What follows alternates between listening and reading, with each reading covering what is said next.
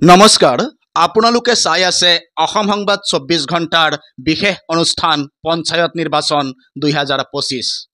আৰু পঞ্চায়ত নিৰ্বাচন 2025ক লৈ মই প্ৰশান্ত বৈশ্যই অসম সংবাদ 24 ঘণ্টাৰ তৰফৰ পৰা কেইবাগৰাকী প্ৰাৰ্থীৰ লগত মনৰ কথা জানিছিলোঁ আৰু আজি আমাৰ মাজত উপস্থিত আছে ভাৰতীয় জনতা পাৰ্টিৰ গুপ্তেশ্বৰ জিলা পৰিষদৰ প্ৰাৰ্থী নিৰ্মল দাস আৰু গুপ্তেশ্বৰ জিলা পৰিষদৰ ভাৰতীয় জনতা পাৰ্টিৰ প্ৰক্ষেপিত প্ৰাৰ্থী নিৰ্মল দাসৰ লগত আমি কিছু কথা পতাৰ চেষ্টা কৰিম আৰু ৰাজনীতিৰ পথাৰখনৰ বিষয়ে তেখেতৰ মনৰ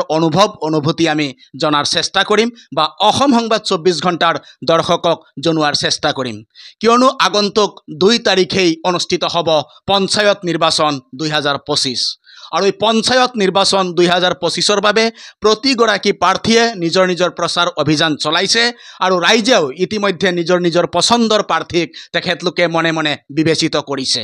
আৰু আমাৰ মাজত আছে নিৰ্মল দাস তেখেতে গুপ্তেশ্বৰ জিলা পৰিষদৰ ভাৰতীয় জনতা পাৰ্টিৰ প্ৰক্ষেপিত প্ৰাৰ্থী আমি তেখেতৰ প্ৰথমতে পৰিচয় ল'ম আৰু তেখেতৰ ব্যক্তিগত জীৱনৰ বিষয়েও আমি কিছু কথা পাতিম আৰু ৰাজনীতিলৈ কিয় আহিলে এই কথাখিনিও আমি অসম সংবাদ 24 ঘণ্টাৰ দৰ্শকক জনোৱাৰ চেষ্টা কৰিম আপোনাৰ শুভ নাম হয় নমস্কাৰ মোৰ নাম নিৰ্মল দাস আপোনাৰ পিতৃৰ নাম বুদ্ধিশ্বৰ দাস আপোনাৰ পৰিয়ালত কোন কোন আছে মোৰ পৰিয়ালত মা আছে দাদা আছে বৌ আছে সৰু মাইনা আছে লগতে বাৰ বিয়া হৈছে আৰু দেখা গৈছে যে আপুনি ছাত্ৰ জীৱনৰ পৰাই কিছু ৰাজনৈতিক মনোভাৱ আছিলে আৰু অৱশেষত আপুনিও কিন্তু প্ৰাৰ্থী হিচাপে ইতিমধ্যে প্ৰতিদ্বন্দ্বিতা আগবঢ়াইছে কি ক'ব আজিৰ দিনটোত হয় মই সৰুৰে পৰা এটা হোপ আছিলে যে ৰাজনীতি কৰিব লাগে কিয় কৰিব লাগে বুলি ক'লে সেই সময়ত যিটো সময়ত মই ছাত্ৰ জীৱন মই এটা পাৰ কৰিলোঁ সেই সময়ত গোটেইফালে চাৰিওফালে দেখিবলৈ পাইছোঁ যে কংগ্ৰেছৰ দুৰ্নীতি আজি ভ্ৰষ্টাচাৰী সেই সময়ৰ চৰকাৰটোৱে মানে A to Z ঘোটালা কৰাৰ তেওঁলোকে আগবাঢ়ি গৈ আছিলে আজি ঘৰৰ ক্ষেত্ৰত ঘোটালা বৃদ্ধ পেঞ্চন দিয়ে তাতেও ঘোটালা যিকোনো ক্ষেত্ৰতে ঘোটালা গতিকে সেই ঘোটালা হোৱাৰ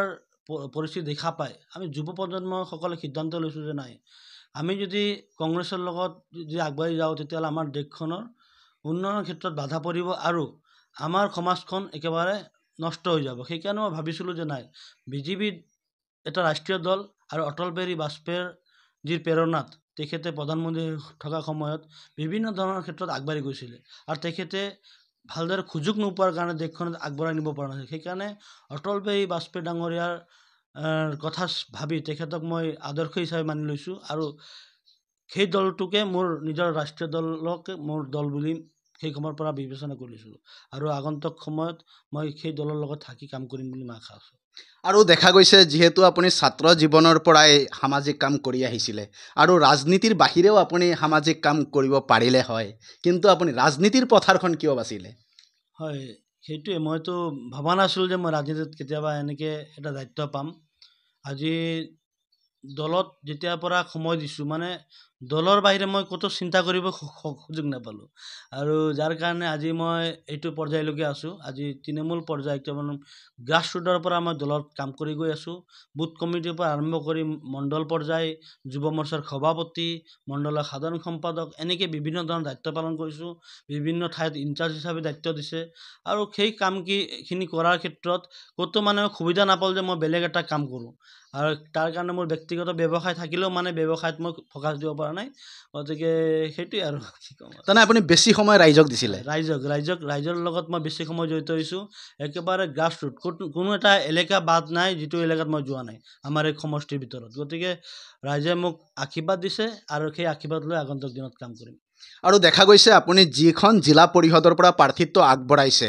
আপোনাৰ বিৰোধীও কেইবাগৰাকীও প্ৰাৰ্থী আছে তেখেতলোকৰ প্ৰত্যাহ্বান কেনেকুৱা আৰু আপুনি প্ৰত্যাহ্বান গ্ৰহণ কৰিবলৈ প্ৰস্তুত নে নাই মই দেখিবলৈ প্ৰত্যাহ্বান মোৰ আছে বুলি মই অনুভৱ নকৰোঁ মই মাত্ৰ টাৰ্গেট লৈছোঁ যে অহা 26 চনৰ নিৰ্বাচন সেই নিৰ্বাচনত আমাৰ বিজেপিৰ প্ৰাৰ্থীগৰাকীক আমি কি ধৰে মানে আমাৰ এই গুপ্তেশ্বৰ জিলা পৰিষদত ভোট দিব পাৰিম তাৰ কাৰণে মই তথা মোৰ দলীয় কাৰ্যকৰ্তাসকলে দিনে নিশা কাম কৰি আছে আমাৰ প্ৰত্যাহ্বান কাৰো লগত নাই বৰ্তমান সময়ত যি দুইগৰাকী আমাৰ কেণ্ডিডেট আছে মোৰ বিৰোধী পক্ষত তেওঁলোকৰ কোনো কেম্পেইন নাই তেওঁলোকক কোনো ৰাইজে আকোৱালি লোৱা নাই ক'তো আশীৰ্বাদ দিয়া নাই গতিকে মই দেখা পাইছোঁ যে আমি যদি ঘৰত বহি থাকোঁ তেতিয়াহ'লে আমাৰ কাম নহ'ব। আমাৰ কাম হ'ল যে ৰাইজৰ সেৱা কৰা আৰু ৰাইজৰ আশীৰ্বাদ লোৱা। গতিকে আমি প্ৰত্যেকটো পৰিয়ালৰ লগত সম্পৰ্ক কৰিবৰ কাৰণে মই নোৱাৰিলে মোৰ দলীয় কাৰ্যকৰ্তাসকলে তেওঁলোকে দিনে নিশা তেওঁলোকে কষ্ট কৰি আছে আৰু অহা ২৬ নিৰ্বাচনত যাতে আমি আমাৰ এই গুপ্তেশ্বৰ জিলা পৰিষদে নহয় আমাৰ সমষ্টিৰ পৰা আমি 90% ভোটেৰে যাতে আমাৰ ইয়াত যিগৰাকী বিধায়ক আছে তেখেতক আমি জয়যুক্ত কৰিব পাৰিম বুলি আশাবাদী। তাৰমানে ৰাইজ আপোনাৰ পক্ষত আছে বুলি আজি আপুনি নিশ্চিত? হয় হয় নিশ্চয় একদম ৰাইজে মোক একদম বিপুল খুৱাৰি জনাইছে। তেওঁলোকৰ ঘৰে ঘৰে গৈছোঁ, তেওঁলোকে খালী কৈছে বাবা তুমি নেকি, মানে নিৰ্মল দাস বুলি নাম শুনিছে যদিও তেওঁলোকে দেখিবলৈ এবাৰ মানে বাট চাই আছিল নিৰ্মল দাস আহিব নেকি। তেনে এটা নতুন মুখা। হয় মানে তেওঁলোকে মানে এটা চিন্তা আছিল যে নিৰ্মল দাসৰ নাম শুনি আছে, নিৰ্মল দাস কেতিয়া আহিব, মানে তেখেতৰ ঘৰত কেতিয়া যাম সেইটো মানে সকলোৱে বাট চাই আছিল। আৰু তেওঁলোকৰ ঘৰত যেতিয়া গৈছে তেওঁলোকে আনন্দৰ উৎসাহেৰে তেওঁলোকে মোক আকোৱালি লৈছে আৰু আশীৰ্বাদ দিছে আৰু ভগৱানৰ ওচৰত তেওঁলোকে চাকি জ্বলাইছোঁ বুলি মোক জনাইছে। আৰু ২ মে তাৰিখেই কিন্তু আপোনাৰ ভাগ্য নিৰ্বাচন কৰিব সেইসকল ভোটাৰে, কি আহ্বান থাকিব আজিৰ দিনটোত? হয় তেওঁলোকক প্ৰতি মোৰ এটা বিশ্বাস আছে। তেওঁলোকে যেনেকৈ আশীৰ্বাদ দিছে তে ৰাইজৰ মাজত যেনেকৈ গৈছোঁ সভা সমিতিবিলাক কৰিছোঁ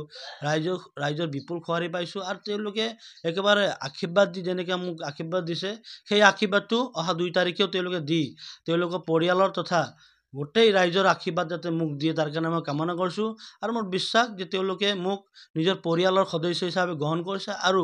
আগন্তুক দিনতো মই মোৰ পৰিয়ালৰ সেৱা কৰিবৰ কাৰণে মই দিনে নিশাই কাম কৰি যাম। আৰু আপুনি যিখন জিলা পৰিষদৰ পৰা প্ৰাৰ্থিত্ব আগবঢ়াইছে এই জিলা পৰিষদখনৰ এতিয়াও কিন্তু বিভিন্ন সমস্যা আছে, ৰাইজৰ বহুতো জ্বলন্ত সমস্যা এতিয়াও আছে। এই ক্ষেত্ৰত আপোনাৰ প্ৰথম লক্ষ্যসমূহ কি হ'ব? হয় আজি চাওক, বিজেপিৰ আমাৰ দিল্লীত আজি 11 বছৰ চৰকাৰ চলি আছে আৰু অসমত আমাৰ 10 বছৰ চৰকাৰ আজি চলি আছে। এই 10 বছৰ আৰু 11 বছৰ কাৰ্যকালত গোটেইখিনি কামটো কৰাৰ সম্ভাৱনা নহয়। গতিকে আগতে ৬০-৬৫ বছৰ কংগ্ৰেছৰ এটা চৰকাৰ চলিছে, যিটো চৰকাৰে ৰাইজক মাত্ৰ ঠকিলে, যাৰ কাৰণে আমাৰ চৰকাৰ আজি দিনে নিশা কাম কৰিলেও মানে ৰাইজৰ গোটেইখিনি অভাৱ অভিযোগ দূৰ কৰিব পৰা নাই। গতিকে আগন্তুক সময়ত মই জিলা পৰিষদৰ প্ৰাৰ্থী হিচাপে বা জিলা পৰিষদৰ সদস্য হিচাপে প্ৰত্যেক ঘৰৰ লগত প্ৰত্যেক গাঁৱৰ লগত সম্পৰ্ক কৰিম আৰু মোৰ এটা নোট ডায়েৰী থাকিব। সেই নোট ডায়েৰীত প্ৰত্যেক দিনা এটা চিডিউল বনাই ল'ম যে আজি অমুকটো গাঁৱত যাম, তেওঁলোকৰ সমস্যা কি আছে আৰু সমস্যাখিনি লৈ কিনে আমাৰ পঞ্চায়তৰ ৱাৰ্ড মেম্বাৰৰ পৰা আৰম্ভ কৰি পঞ্চায়ত সভাপতি আঞ্চলিক সদস্য লগতে আমি যৌথ হিচাপে কাম কৰিম আৰু যিখিনি পাৰিম গোটেইখিনি আমাৰ টীমৰ মাজত আমি আলোচনা কৰিম আৰু যিখিনি নোৱাৰিম আমাৰ মন্ত্ৰী তথা বিধায়ক অশোক সিঙাল ডাঙৰীয়া তেখেত বহুত ভাল মানুহ আৰু তেখেতে ৰাইজৰ কাৰণে সদায় মানে কাম কৰিবৰ কাৰণে ওলাই অহা তেওঁ এজন ব্যক্তিগত তেখেতৰ প্ৰতি মোৰ বিশ্বাস আছে। তেখেতে কৈছে যিখিনি অভিযোগ আছে গোটেইখিনি লিপিবদ্ধ কৰি আন আৰু ২৬ চনৰ ভিতৰতে যিমানখিনি পাৰোঁ আমি ৰাস্তা ঘাটৰ পৰা আৰম্ভ কৰি গোটেইখিনি কাম কৰিম বুলি তেখেতে আমাক জনাইছে আৰু এই কথাষাৰ আমি ৰাইজকো জনাব বিচাৰিছোঁ। আৰু দেখা গৈছে যিহেতু আপুনি এগৰাকী যুৱ প্ৰজন্মৰ ব্যক্তি হিচাপে প্ৰাৰ্থিত্ব আগবঢ়াইছে আৰু আপোনাৰ প্ৰতি যুৱ প্ৰজন্মৰ সঁহাৰি কেনেকুৱা? হয় যুৱ প্ৰজন্ম মই দেখিবলৈ পাইছোঁ, চাওক যুৱ প্ৰজন্ম একেবাৰে মোৰ লগত আছে বৰ্তমান সময়ত, কিন্তু জানে যুৱ শক্তি ৰাষ্ট্ৰ শক্তি আৰু যুৱ শক্তি যোনফালে ডেভেলপমেণ্ট আছে সেইফালে যুৱ শক্তি আগবাঢ়ি যায়। আৰু আজি শিক্ষা দীক্ষাৰ ক্ষেত্ৰত আমাৰ চৰকাৰে যুৱ প্ৰজন্মৰ প্ৰতি ইমান ভাল আঁচনিবিলাক আনি আছে। আজি চৰকাৰী চাকৰি ১ টকা নিদিয়াকৈ বিনা মূল্য একদম নিকা ভাৱেৰে আমাৰ চৰকাৰে ১,৪০,০০০ক চাকৰি দিব পাৰিলে। তাৰ লগে লগে ১,০০,০০০ যুৱক যুৱতীক ২ লাখ টকা দিয়াৰ সিদ্ধান্ত ইতিমধ্যে ঘোষণা কৰিছে আৰু ২৫,০০০ যুৱতীক আমাৰ চৰকাৰে ইতিমধ্যে ১ লাখ টকা দিছে আৰু ১ লাখ টকা কিছুদিন পিছত সোমাই যাব। গতিকে তেওঁলোকে বিজেপি দলৰ লগত আগতো আছিলে, বৰ্তমানো আছে আৰু ভৱিষ্যত দিনতো থাকিব আৰু তেওঁলোকৰ ভৱিষ্যত বিজেপি চৰকাৰৰ থাকিলেই হ'ব। আৰু দেখা গৈছে বহুতো এনেকুৱা ভোটাৰ আছে যিসকলে আপোনাক ভিতৰি সমৰ্থন কৰে কিন্তু মুকলিকে আহিব নোৱাৰে। যদি আপুনি কাইলৈ সকলোৱে আপোনাক যোগ্য বুলি বিবেচিত কৰি জিলা পৰিষদৰ প্ৰাৰ্থী হিচাপে জয়ী কৰি আপোনাৰ সেই চকীখনলৈ পঠিয়ায়, তাৰ পিছত আপুনি বিভাজন আনিব নেকি? নাই আমি চাওক, আমাৰ চৰকাৰে আমাৰ দলে এটা কথাই কয় যে সকলোক লৈ চলিব লাগে। সকলোৱে আমাৰ পৰিয়াল, বিজেপি পৰিয়াল আমাৰ নিজৰ পৰিয়াল আৰু এতিয়া মই বিজেপি নহয়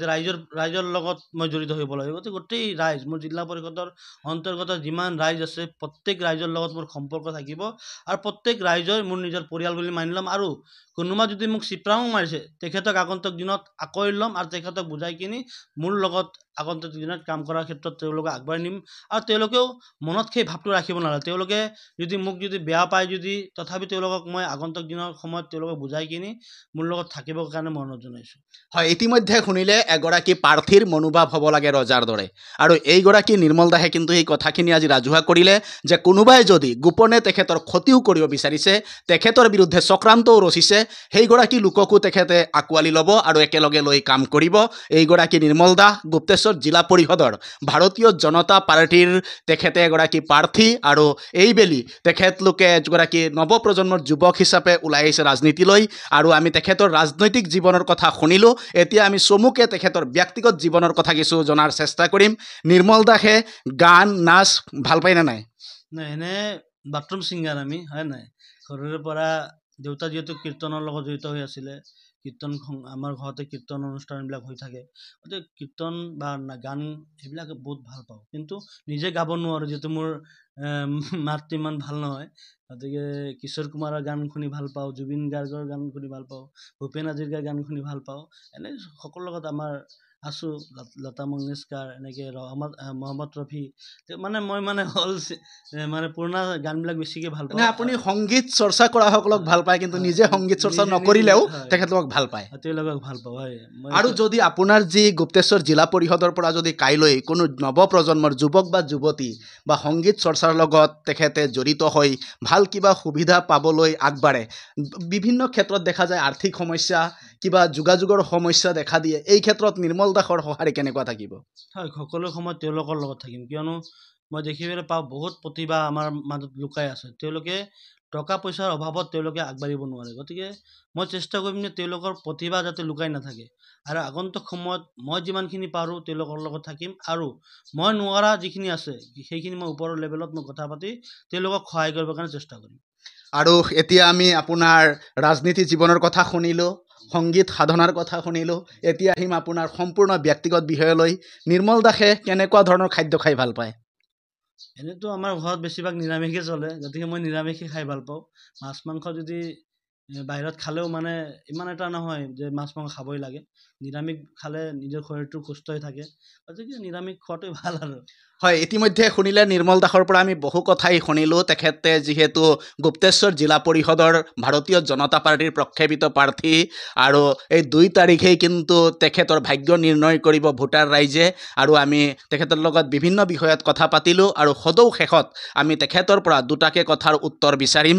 নিৰ্মল দাসে যদি ভাৰতীয় জনতা পাৰ্টীৰ প্ৰাৰ্থী হিচাপে জয়ী হৈ আহে, বা আপোনাৰ যিখন জিলা পৰিষদ, এই জিলা পৰিষদৰ ৰাইজৰ কাৰণে আপোনাৰ প্ৰথম লক্ষ্য? হয়, মই অলপ আগতে কৈছোঁ এটা কথা, যে মোৰ লক্ষ্য কি, মই জিকি অহাৰ পিছৰ দিনাৰ পৰাই মই ৰাইজৰ লগত থাকিম। যিহেতু ৰাইজ নহয়, মোৰ পৰিয়াল এইটো। জিলা পৰিষদৰ প্ৰতিটো পৰিয়ালে মোৰ নিজৰ পৰিয়াল, আৰু সেই পৰিয়ালৰ ল'ৰা হিচাপে মোৰ যিমানখিনি দায়িত্ব থাকে সেই দায়িত্ব আৰু কৰ্তব্য মই পালন কৰিব চেষ্টা কৰিম। এতিয়া মোৰ লক্ষ্য হ'ল যে ঘৰে ঘৰে সোমাই কিনি, বহুতৰ মানুহৰ এতিয়াও কেঁচা ঘৰ আছে, হয় নাই? তেওঁলোকৰ ঘৰত যিহেতু হৈছেই হোৱা নাই, এইবিলাক মই তেওঁলোকৰ লগত আলোচনা কৰিম, আৰু যদি হোৱা নাই আমি ব্যক্তিগতভাৱে যিটো মানে অনলাইন ছিষ্টেম আছে, অনলাইন, সেই ছেল্ফ ছাৰ্ভেত মই তেওঁলোকক কৰি দিয়াৰ চেষ্টা কৰিম, আৰু যিবোৰ ৰাস্তা ঘাট আছে তেওঁলোকে গোটেইখিনি মানে কৰাৰ কাৰণে আগবাঢ়ি যাম, আৰু ৰাইজৰ যিবোৰ অভাৱ হয়,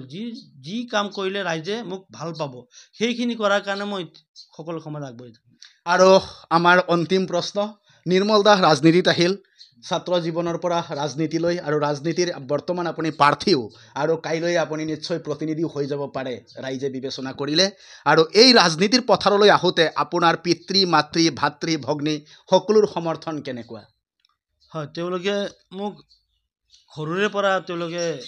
সমৰ্থন জনাইছে, যিহেতু মই ৰাজনীতি সৰুৰে পৰা মানে ভাষণ মাৰিব নাজানিলেও মানে ৰাজনীতিৰ চৰ্চাটো ঘৰত কৰিলোঁ হয়, যে কোনটো ভাল কাম কোনটো বেয়া কাম,